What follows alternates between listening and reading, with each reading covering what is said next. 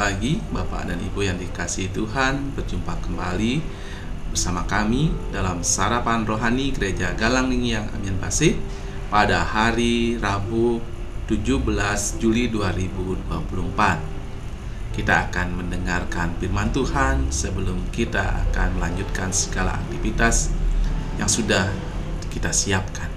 Mari Bapak Ibu, sebelum kita mendengarkan dan belajar firman Tuhan, kita satu dalam doa. Tuhan Allah Bapa kami yang di surga, terima kasih untuk hari baru yang Tuhan berikan kepada kami pada pagi hari ini. Biarlah hari ini akan menjadi hari yang indah, hari yang penuh kasih, dan kami rindu memulainya dengan membaca dan pelajari firman-Mu.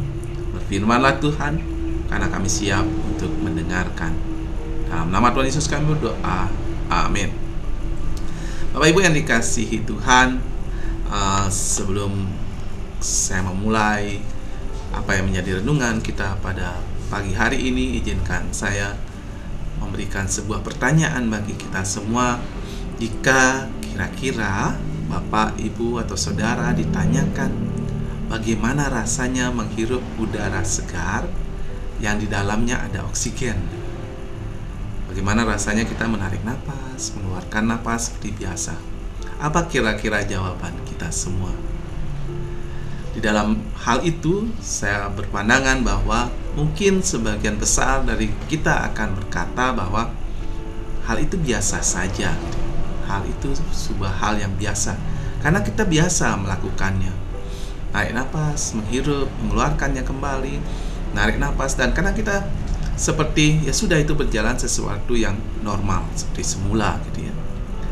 Bapak Ibu, ingin saya sampaikan di sini bahwa ketika kita menarik nafas yang di dalamnya ada oksigen, kalau kita bicara oksigen yang dalam satu kalengnya, kalau kita lihat di apotek itu harganya sekitar Rp70.000. Rp70.000 itu kalau kita pakai secara terus-menerus mungkin sejam habis. Kalau kita hitung 24 jam, kita memerlukan 70.000 ini, maka akan masuk nilai sekitar 1.680.000-an sekian dalam 1 jam. Satu hari kita menghirup memerlukan uang 1.680.000. Kalau kita kalikan saja dengan 30 hari, kira-kira akan ada angka 50.400.000 sekian. Itu untuk konsumsi kita sendiri yang normal.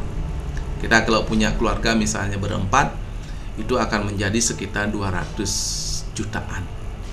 Dan saya rasa tidak banyak orang yang bisa memenuhi keperluannya ini. Apa yang ingin saya sampaikan Bapak Ibu dari hal ini adalah bahwa biasanya kalau sesuatu hal yang biasa yang kita hirup, hal yang biasa kita dapatkan, kita merasa itu sebuah kewajaran. Tetapi itu adalah sebenarnya sebuah anugerah yang sangat besar yang kita dapatkan dari Tuhan. Apa hubungannya dengan firman Tuhan pada saat ini? Bapak Ibu, mungkin dari lahir seperti menghirup udara itu kita sudah masuk sebagai umat Tuhan. Kita merasa bahwa seperti bernapas menjadi umat Tuhan itu biasa saja. Tarik nafas, keluarkan, seperti itu. Tetapi kita lupa bahwa apa yang kita anggap sebagai sebuah kewajaran, kenormalan, dan hal biasa yang kita lakukan, itu adalah anugerah yang sangat besar yang kita miliki. Hari ini kita akan belajar tentang tema menjadi umatnya. Kita ambil dari Yeremia 31 ayat 33 dan Roma 9 ayat 4. Saya akan bacakan untuk kita semua. Yeremia 31 ayat 33. Beginilah perjanjian yang kuadakan dengan kaum Israel sesudah waktu itu. Demikianlah firman Tuhan. Aku akan menaruh Tauratku dalam batin mereka dan menuliskannya dalam hati mereka. Maka aku akan menjadi Allah mereka dan mereka akan menjadi umatku. Dalam Roma 9 ayat 4, mereka adalah orang Israel. Mereka telah diangkat menjadi anak dan mereka telah menerima kemuliaan dan perjanjian-perjanjian dan hukum Taurat dan ibadah dan janji-janji. Bapak Ibu yang dikasihi Tuhan, ada 3 bagian dalam bacaan kita, kedua bacaan kita. Yang pertama adalah perjanjian baru yang diadakan Tuhan untuk umat Israel. Ketika kita baca di sini bahwa Tuhan menaruh Tauratnya dalam batin mereka dan menuliskannya dalam hati mereka, dan Tuhan mengakui sebagai Allah mereka dan mereka adalah umat mereka. Bapak Ibu yang dikasihi Tuhan, dalam ayat ini kita melihat janji Allah yang luar biasa kepada umatnya. Allah berjanji akan menaruh Tauratnya dalam batin mereka dan menuliskannya dalam hati mereka. Ini berarti bahwa hubungan kita dengan Allah bukan hanya bersifat eksternal atau formal, tetapi bersifat internal dan mendalam. Taurat atau firman Allah tidak lagi hanya tertulis di atas batu, tetapi tertulis di dalam hati setiap umatnya. Ini menunjukkan bahwa ketaatan kita kepada Allah berasal dari hati yang tulus, bukan paksaan atau kewajiban semata. Bagian yang kedua adalah keistimewaan umat Allah. Dalam Roma 9 ayat 4 tadi, dalam ayat ini Rasul Paulus berbicara tentang keistimewaan dari umat Allah. Mereka diangkat menjadi anak-anak Allah, menerima kemuliaan, perjanjian-perjanjian, pemberian hukum Taurat, ibadah, dan janji-janji Allah. Ini menunjukkan bahwa betapa besar kasih dan anugerah Allah kepada umatnya. Sebagai umat Allah, kita juga menerima hak yang istimewa dan berkat yang luar biasa. Kita diangkat menjadi anak-anak Allah, diberikan kemuliaan, dan menerima janji-janji Allah. Dan yang ketiga, pada bagian kita belajar bagaimana kita menjadi umat Allah dalam kehidupan kita sehari-hari.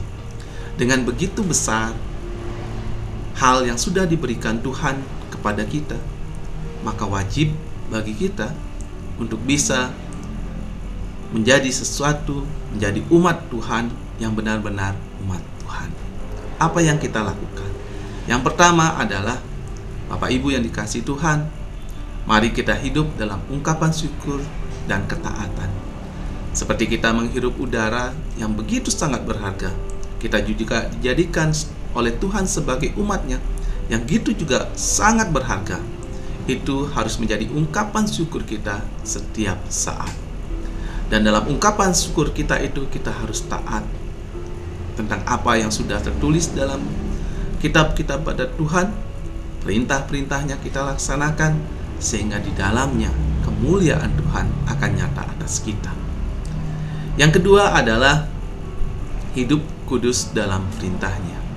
Sebagai umat Allah, kita dipanggil untuk hidup dalam kekudusan dan menjauhkan diri dari segala bentuk dosa.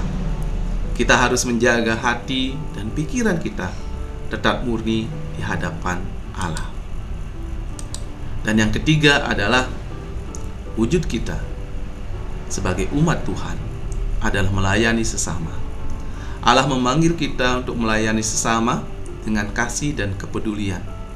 Kita harus menjadi terang dan garam bagi dunia, membawa damai dan kebaikan dimanapun kita berada. Bapak Ibu yang dikasihi Tuhan, menjadi umat Allah adalah anugerah luar biasa. Allah telah menulis firman-Nya di dalam hati kita dan mengangkat kita menjadi anak-anak-Nya. Mari kita hidup sesuai panggilan ini dengan ketaatan, kekudusan, dan pelayanan kita kepada sesama. Biarlah hidup kita hanya untuk kemuliaan Allah dan menjadi saksi bagi dunia ini. Tuhan Yesus memberkati. Mari kita satu dalam doa. Tuhan Allah Bapa kami yang di surga, terima kasih untuk hari yang indah yang Tuhan telah berikan, firman indah yang Tuhan berikan pada kami pada pagi hari ini.